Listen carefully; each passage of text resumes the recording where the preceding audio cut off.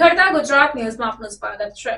અમરેલી ખાતે યોજાયેલી જિલ્લાની વિવિધ 16 સહકારી સંસ્થાઓની વાર્ષિક સાધારણ સભાના કાર્યક્રમમાં રાજ્યપાલ આચાર્ય દેવવ્રતજીની વિશેષ ઉપસ્થિતિ જોવા મળી। રાજ્યપાલ આચાર્ય દેવવ્રતજી અમરેલી ખાતે યોજાયેલી જિલ્લાની વિવિધ 16 સહકારી સંસ્થાઓની વાર્ષિક સાધારણ સભાના કાર્યક્રમમાં ઉપસ્થિત રહ્યા હતા।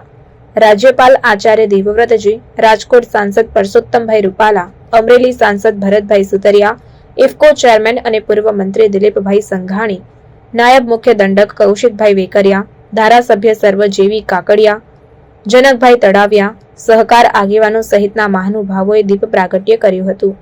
રાજ્યપાલ આચાર્ય દેવવ્રતજીએ પ્રેરક ઉદ્બોધનમાં કહ્યું કે સહકારિતા એ એક જન આંદોલન છે, તેનું વ્યવહારિક સ્વરૂપ એ ગુજરાતની દેન છે। અમૂલ ધ ટેસ્ટ ઓફ ઇન્ડિયાનું દ્રષ્ટાંત ટાંકી ડેરી અને પશુપાલન ક્ષેત્રમાં રહેલી તકોનો તેમણે પરિચય આપ્યો હતો।